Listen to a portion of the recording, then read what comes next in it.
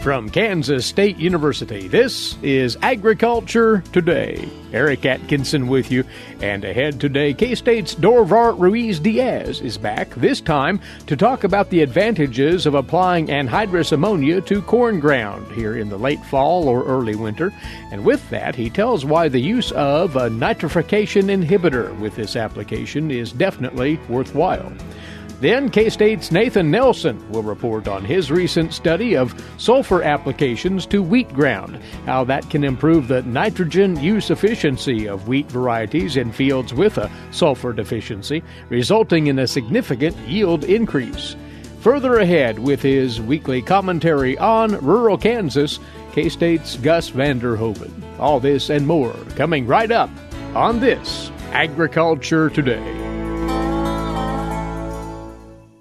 Agricultural producers, landowners, and creditors, you have a partner in your legal and financial needs. Kansas Agricultural Mediation Services offers reliable, trusted information and guidance. Whether you need advice for ag credit concerns or are transitioning your operation to the next owner, Kansas Agricultural Mediation Services can assist you in making sound decisions for your business.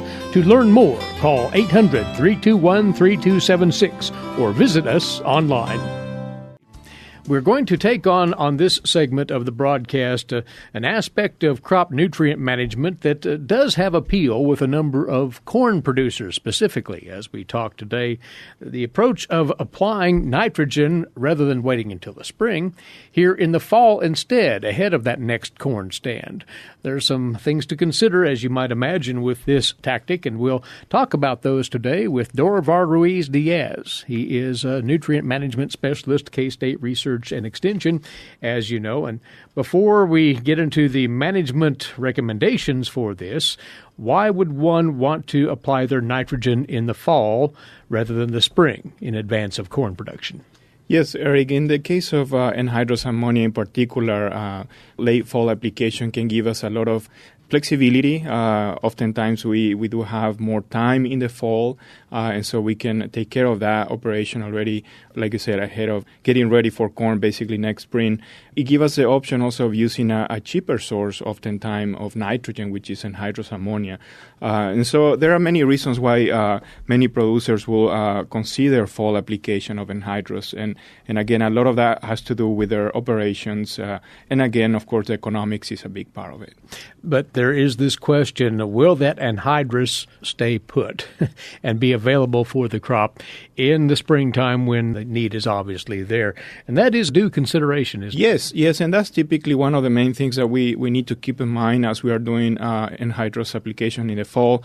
And of course, yes, we do have the chance, the risk of losing some of that nitrogen either during the winter time in some situations, but especially early in the spring where we may have a good part of that ammonium already in the nitrate form, which is the form that typically tend to be more prone to losses, either by leaching or denitrification, depending on conditions and soils and where we are in the state. Well, let's dig into that a bit deeper, the chain of events that leads to nitrification of that anhydrous.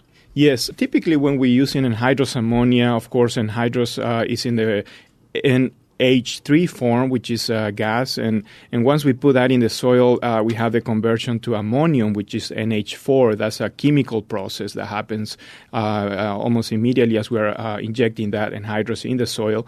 And then the second step is really the nitrification process, which is more of a biological process, basically happens with bacteria that convert that ammonium into nitrate and NO3, which is the nitrate form. And that's the form that tends to be mobile in the soil because, again, the nitrate is not, it has a negative charge. The soil also has a negative charge, clay particles and organic matter. So we do have the potential for losing that form of nitrogen, the nitrate nitrogen. So that nitrification process is something, like I mentioned, is a biological process. So, of course, it's subject to temperature conditions and other factors in the soils that can drive that process. So as we're thinking about anhydrous ammonia, of course, temperature, and thinking about keeping that nitrogen in the more stable soil ammonium form, temperature becomes really important.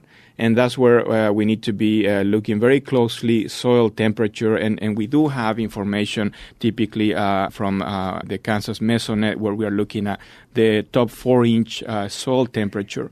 And typically we say once that temperature goes below 50 degrees is where we are in a little bit safer range to start thinking about anhydrous application. We've been already at that temperature for some time now in November. Typically sometime in November we get to that temperature. And ideally the temperature will stay low and even get to below freezing or below temperatures.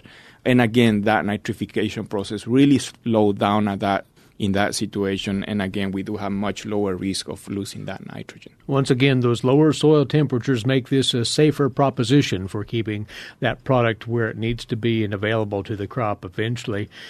Can one manage their risk even further, though, with the use of what is called a nitrification inhibitor product? Yes, and that's something to keep in mind, of course. And when we talk about nitrification inhibitor, we kind of going back of that nitrification process. Again, remember that's a biological process. So if we use a nitrification inhibitor, we basically either slowing down that process for some time at least, and we're trying to maintain, again, most of that nitrogen in the ammonium form. So we're basically extending the time that we have basically for that nitrification. Typically, in a normal situation, that nitrification where we're injecting anhydrous ammonia, nitrification may take about 2 to 3 months for that nitrogen to convert to nitrate. And again, if we are using a nitrification inhibitor, we can extend that time for a longer period. And hopefully, again, we're trying to match most of that nitrogen with the peak of nitrogen needs for corn, which is going to happen sometime in probably late May and June. And so that's what we're trying to do with the use of nitrification inhibitors. Now, there are some things that we have to keep in mind when we talk about nitrification inhibitors, and that is that we have to think a little bit about what is the actual risk for nitrogen losses in the state. Mm-hmm. And that will depend, again, as we mentioned a little bit already, what kind of soils we have, what kind of rainfall we have, and where we are in the state in general will determine the likelihood of any benefit from nitrification inhibitors.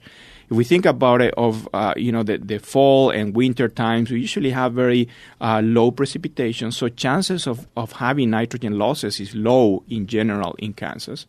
Of course, if we are in the western half of the state, we have, of course, drier conditions. So again, potential for leachings and so on tends to be lower even for that type of situation. Now, some parts of the state, maybe the eastern half, and especially southeast, where we can have more rainfall in the spring, that may have a higher probability of seeing a benefit from nitrification inhibitor.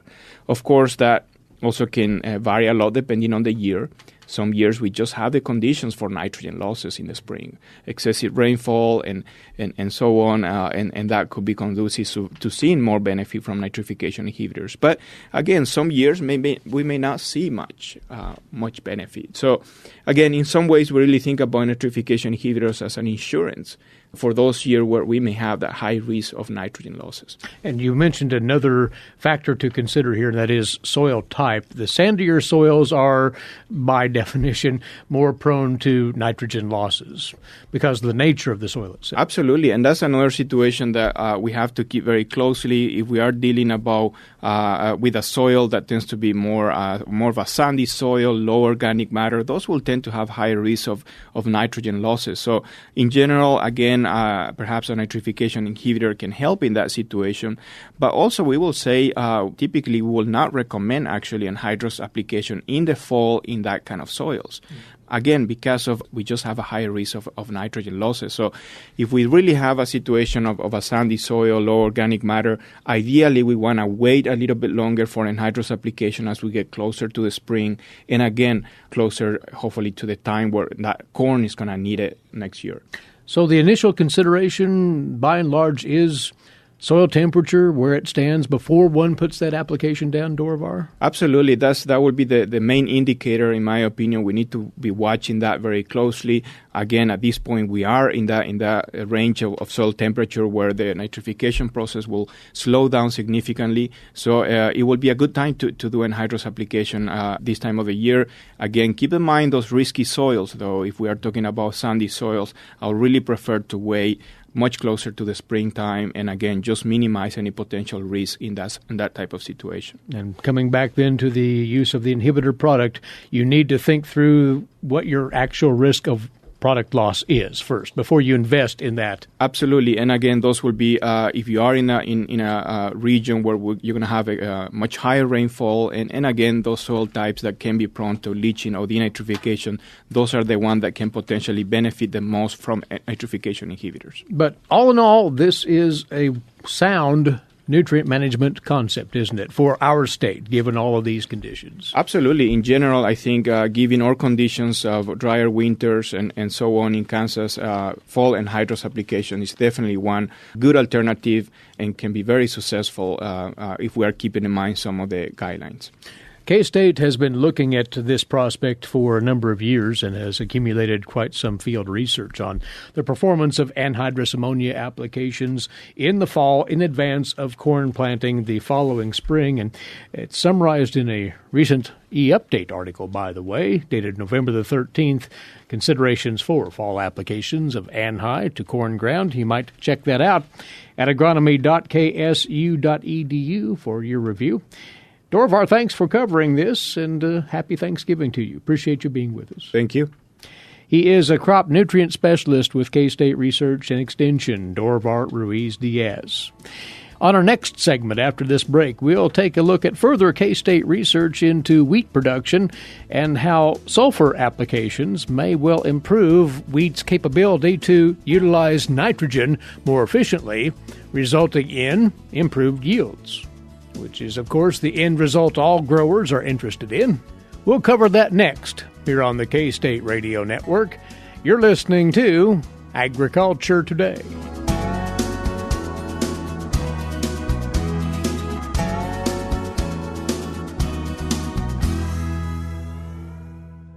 Agriculture and food systems are the main drivers of the Kansas economy, but must be improved in order to feed the world's growing population. How are we going to do so? Reduce food loss, find ways to preserve grasslands, and help families stretch their dollars. Global food systems is one of the 5 grand challenges K-State Research and Extension is addressing. To learn more, visit www.ksre.ksu.edu.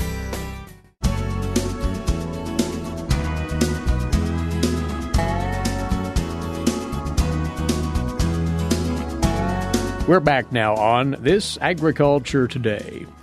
Our next guest is out of the Department of Agronomy as well, and he is involved now in what amounts to a multifaceted study of the impacts of sulfur on wheat productivity, and that's a nutrient that gets talked of some, but not all that frequently in wheat production management. Nathan Nelson is across the way once again, soil nutrient agronomist at Kansas State University. And Nathan, there is this ongoing wonder about just what sulfur deficiencies might bring to bear on wheat production, correct?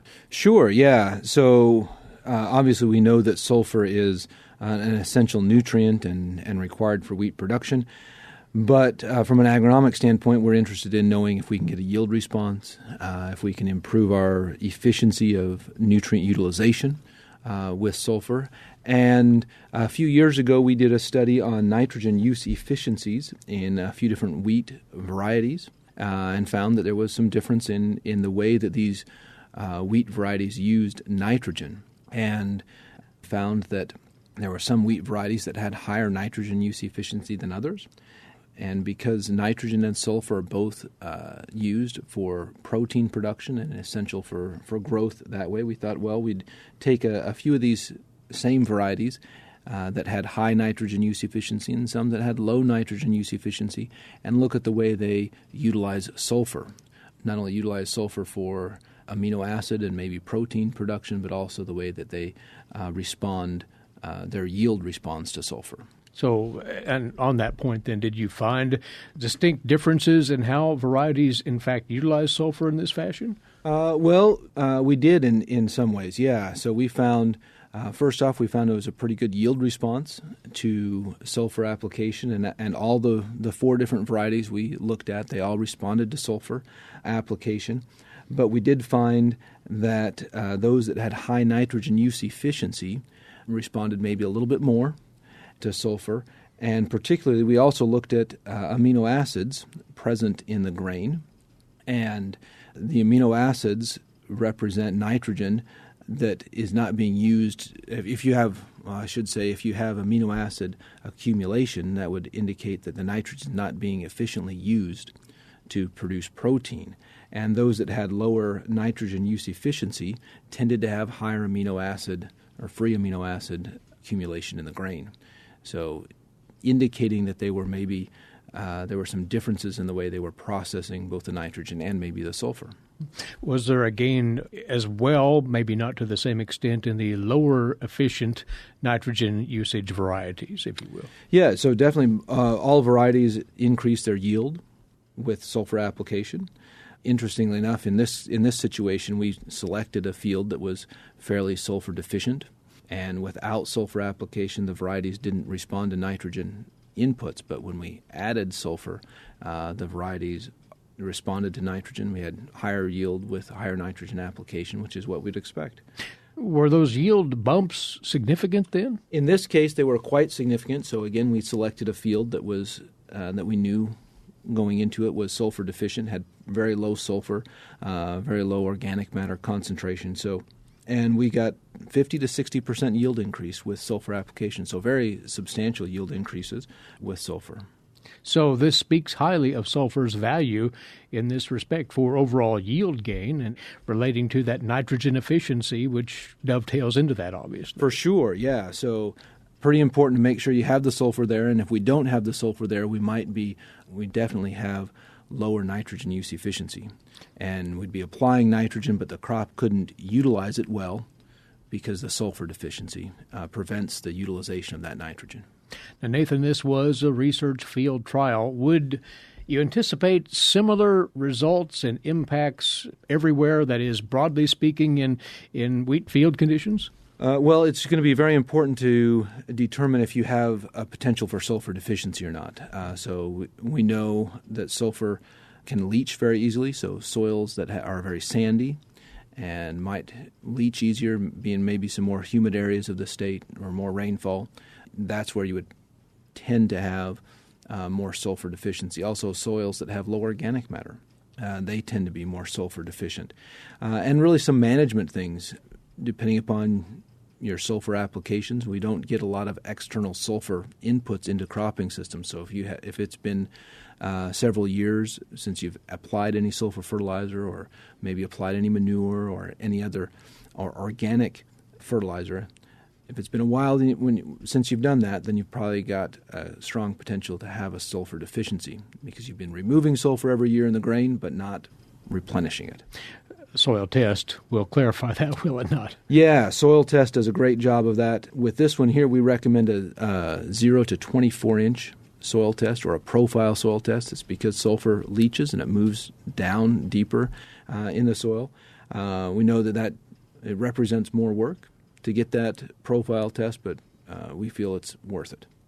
And Kansas State University over the years has developed recommendations on sulfur applications where needed in terms of rates and so forth. So a producer can look into that, right? Sure, definitely. We have recommendations, and the site that we were on here, our recommendations brought back a 20-pound per acre sulfur application, and that was sufficient to get some pretty decent yield gains in this case. So using the K-State soil recommendations would be very beneficial here. So when you step back and take a look at this aspect of, once more, what is a multi-pronged research project looking at sulfur and wheat production, you would recommend producers at least consider what sulfur might bring to their bottom line eventually, and in fact, if an application is economically worth their while. Sure, and the economics of this depend upon your level of deficiency and so forth.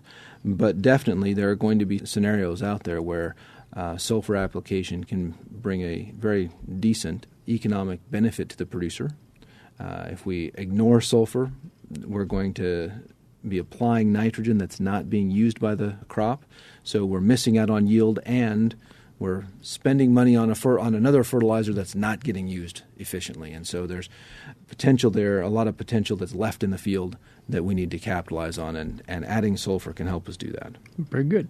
Well, we appreciate the report on what you've discovered in this phase of research out of K-State recently, and how sulfur affects the nitrogen use of wheat varieties that could be managed to the benefit of the producer. Nathan, thank you for telling us about this today. Thanks. My pleasure. He's a soil nutrient agronomist, is Nathan Nelson, talking of this sulfur wheat research work that's been conducted recently at K-State.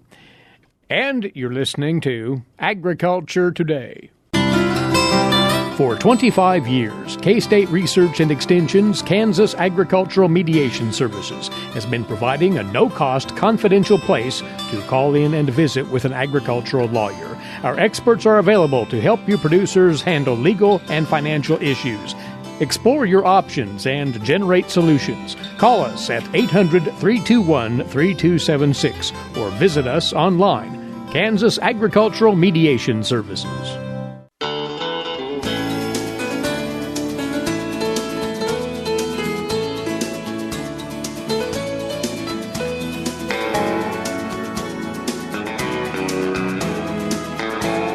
Agriculture Today resumes now here on the K-State Radio Network. Once more, we're glad to have you aboard on this Wednesday.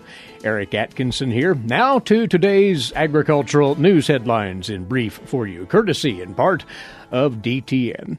Senate Majority Leader Mitch McConnell has committed to help get the hold lifted that Senator Ted Cruz of Texas put in place on USDA nominee Bill Northey. That according to Senator Chuck Grassley of Iowa, talking with reporters yesterday. Grassley and Senator Joni Ernst of Iowa had a conversation with McConnell on getting Northey to be voted on by the U.S. Senate to be an undersecretary at USDA dealing with farm and conservation programs. It is not clear what McConnell will do to get Cruz to lift that hold, according to Grassley. He added that he and Ernst were clear in stating that it needs to happen no later than early December. Cruz placed a hold on Northey's nomination after EPA made commitments that Grassley, Ernst, and other farm state senators said not to change U.S. biofuel policy, including changes backed by Cruz. The Texas Republican has demanded a meeting with the White House on the biofuel policy issues, but that has not taken place. Agricultural haulers have been given a 90-day reprieve from a federal mandate requiring electronic logging devices in semis. The Federal Motor Carrier Safety Administration has announced a 90-day waiver for agricultural haulers starting December the 18th, when a new rule requiring electronic logging devices is supposed to take effect for the rest of the trucking industry. The exemption would run through March 18th of next year. These devices are connected to a semi-engine and synchronized to log driving time to make hours of service record-keeping more accurate. The National Pork Producers Council and other industry groups had asked for the waiver and an exemption from the overall regulation. The NPPC states the regulation, combined with the Department of Transportation's hours of service rule, is incompatible with hauling livestock. The regulations limit truckers to 11 hours of daily driving after 10 consecutive hours off duty. That simply does not work for hauling livestock longer distances. The administration announced the agricultural waiver as well, and a public comment period to clarify the existing 150 air miles hours of service exemption for the agricultural industry. The administration also announced this week that other truckers will have a 4-month time frame to comply with the ELD rule, as it's called. Truckers stopped from the December 18th to April 1st without an LED will be ticketed, but will be allowed to continue driving as long as they're in compliance with the hours of service rule. That reported by The Hill. Normal enforcement of the regulation will begin on April the 1st. And a regulation intended to control toxic environmental emissions from industrial sources is in the process now of being applied to livestock producers. Todd Domer has more on who it will affect and when compliance will be required. EPA promulgated a regulation in 2008 to exempt livestock operations from reporting ammonia and hydrogen sulfide emissions under the Comprehensive Environmental Response, Compensation, and Liability Act. The act was intended for industrial sources emitting toxic substances, not diffuse emissions from livestock manure and urine that pose little threat to public health or the environment. Environmental activists sued EPA to force reporting by livestock sources. A federal court ruled in the activists' favor, and reporting was to begin November 14th. EPA has issued some guidance, but has left many unanswered questions as to which livestock operations must report. As a result, EPA asked for an extension of the mandatory reporting deadline. As of November 20th, the court had yet to issue a decision on the extension request. Once the court sets a specific date, livestock operations must begin reporting. The National Cattlemen's Beef Association is working with the University of Nebraska-Lincoln to develop an emissions calculator to determine if livestock operations hit the threshold for reporting. It looks as though 300 head could trigger compliance, with feed yards and dairies definitely subject to reporting. It's still unclear if grass-based operations will have to report. I'm Todd Domer. And you're listening to Agriculture Today. We'll be away tomorrow for Thanksgiving, but we bring you in advance, one day early, the Kansas soybean update now. And awaiting with that, as always, is Greg Akagi. Greg? Greg Anderson is joining us. He is from Newman Grove, Nebraska, but he also serves on the governing board of the National Biodiesel Board. One of the things you look at, and especially for NBB, is looking at biodiesel and what the soy checkoff has done, but looking at the return on investment on what that has been able to do for the industry. The soybean checkoff has established the biodiesel industry in the United States through the farmer's checkoff dollar years ago, and now the checkoff continues to help biodiesel advance through promotional activities as well as funding technical projects to keep it in the forefront of the original equipment manufacturers to city, municipalities, and fleets that might have questions about using it to whatever application. And for the farmer, as myself, as well as the Kansas farmers, we can be confident in knowing that biodiesel brings about 63 cents back for every bushel that we grow, and it also uses a lot of soybean oil. We're producing so much soybeans now, some 90 million acres per year, over a 4 billion bushel crop. That's 22 billion pounds of soybean oil that we have to have a market for. And with the food application maybe leveling off or plateauing, more of this needs to go into industrial uses, and biodiesel has been a great market for that to happen. And you've seen those markets open up as well, fleet vehicles, bigger cities who are willing to look at it. For example, a big success story, New York City passed a 5%, B5 mandate now throughout the boroughs, throughout the townships, throughout that region. With heating oil now coming on and a cold winter predicted for the Northeast area, we're seeing a market 300 to 400 million gallons of biodiesel being used. We didn't even dream that would be possible 10 years ago. Out in the West Coast, California is going to become the number one biodiesel user and now be approved with B20 with CARB. And in the Midwest, soybean farmers can be very proud of their checkoff being hard at work, providing that impetus for that to get going, and now become really biodiesel is our number one customer for soybean oil. That's just huge. With that future being so bright as well in so many phases. We're looking at targeting many other applications. You look at the marine place where they need to have safe fuel around water, so the marine applications with boats. You look at underground mines and the clean air that needs to be had there. But I think the thing that has built biodiesel has been the trucking industry, certainly. I know in my state, Nebraska, we're seeing many retailers offering it on blending pumps and now available to the truckers who didn't have it available before. And that's happening all over the country. That is Greg Anderson, who serves on the governing board of the National Biodiesel Board. He's been our guest on the Kansas Soybean Update. It's brought to you by the Kansas Soybean Commission. Many thanks, Greg. And you're listening to Agriculture Today. Have you ever thought about where your food comes from? If you're thinking the grocery store, think again. Facts show that the American farmer feeds more than 129 people. They are continually increasing and improving their operations. A wide variety of crops and livestock are grown in Kansas as well as the United States, providing food to your dinner plate. Next time you see a farmer or rancher, thank them. For more information, contact K-State Research and Extension.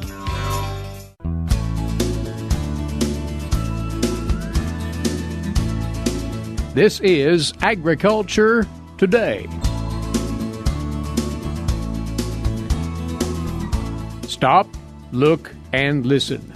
This is our state, Kansas.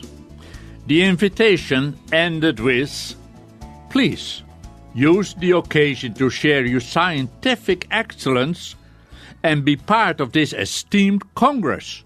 That's Gus Vander Hoeven of Kansas State University with comment on life in rural Kansas. I know colleagues must receive the same invitation, but this one was somewhat personalized, so it piqued my interest. It was an invitation to attend an agriculture conference. It was not only an invitation, but they also asked if I would participate.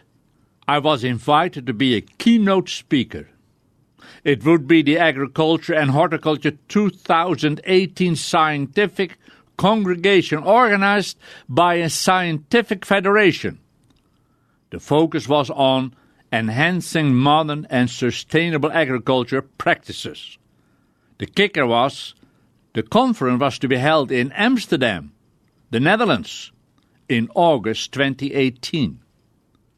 I did print off the invitation and carefully maneuvered through the computer to get more information through the HTTP scientific etc. federation.com. The invitation ended with, "Please use the occasion to share your scientific excellence and be part of this esteemed Congress."